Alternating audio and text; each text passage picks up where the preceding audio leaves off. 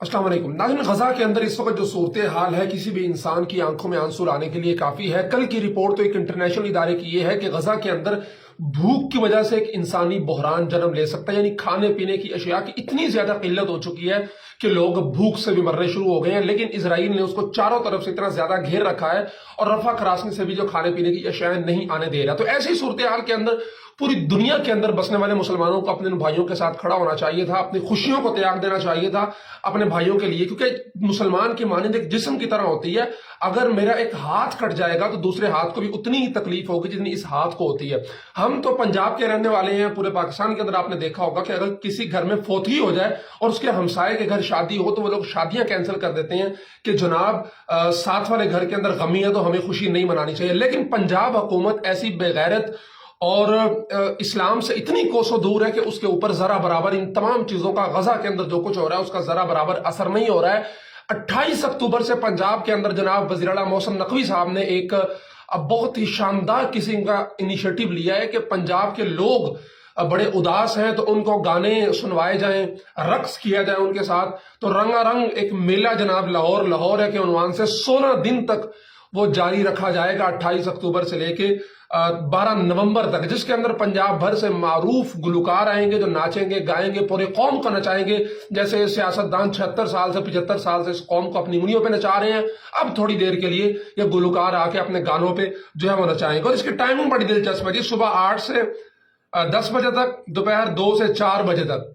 यानी ये कोई इबादत का टाइम है कि जी सुबह 100 दफा तस्बीह पढ़नी है, शाम को 100 दफा तस्बीह पढ़नी है, या फिर कोई डॉक्टर की दवाई है कि जनाब यूं लेनी है। और सुबह सुबह उठ के बंदा है नमाज रोजा करता है, इबादत करता है, कोई अल्लाह का कुरान पढ़ता है। लेकिन 8 बजे जनाब इनका शो शुरू हो जाएगा जिसमें गाने गाए जाएंगे। और हमने तो ये सुना है निगरान हुकूमत से कि जनाब खजाना खाली है, लोगों को तनख्वाहें देने के पैसे नहीं है, असातिज़ा की पेंशन बंद की जा रही है। क्यों? क्योंकि खजाना खाली है।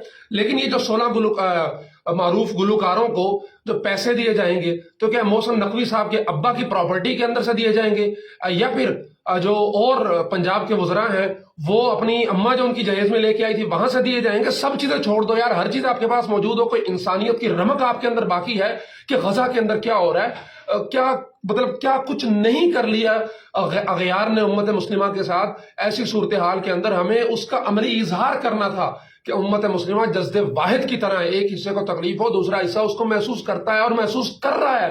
पूरी दुनिया के मुसलमान कर्ब के अंदर हैं। लेकिन अगर किसी को अय्याशी करनी है, लेकिन अगर किसी को म्यूजिक सुनना है, अगर किसी को फेस्टिवल मनाना है, अगर किसी को रक्स करना है तो वो पंजाब की इंतजामिया है।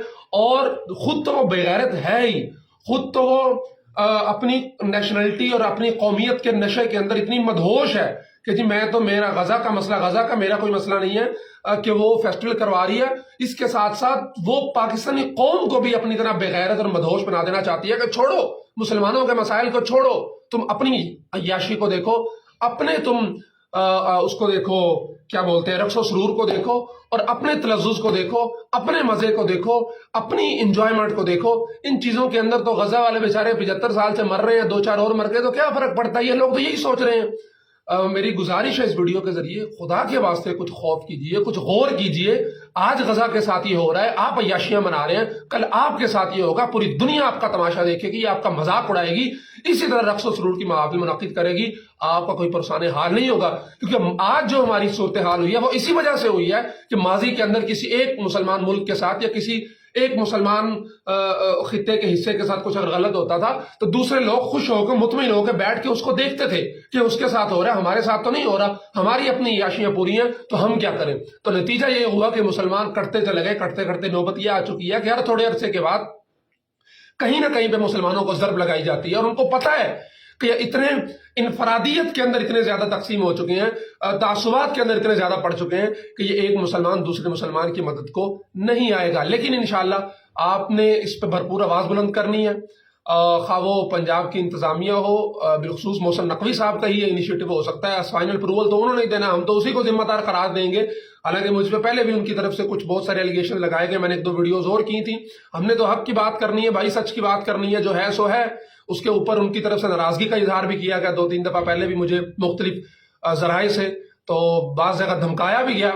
लेकिन ये वो मामलात है कि जिनके ऊपर ना हम धमकियों से डरेंगे, ना हम फोन कॉल से डरेंगे, और ना ही हम ये कहेंगे कि किसी किस्म की मसलियत का शिकार होना चाहिए। हाँ, मेरा कोई जाती मामला है तो मैं चुप कर जाऊंगा, क्या है, लेकिन ये उम्मत का इज्तिमाई मफाद है, یہ پاکستانی قومیت کا ایک جو ہے وہ امتحان ہے کہ وہ اس صورتحال میں کس کے ساتھ کھڑی ہوتی ہے. کیا وہ رقص و سرور کے ساتھ کھڑی ہوتی ہے محسن نقوی کے ساتھ، یا پھر وہ غزہ کے اندر مرنے والے مسلمانوں کے ساتھ کھڑی ہوتی ہے.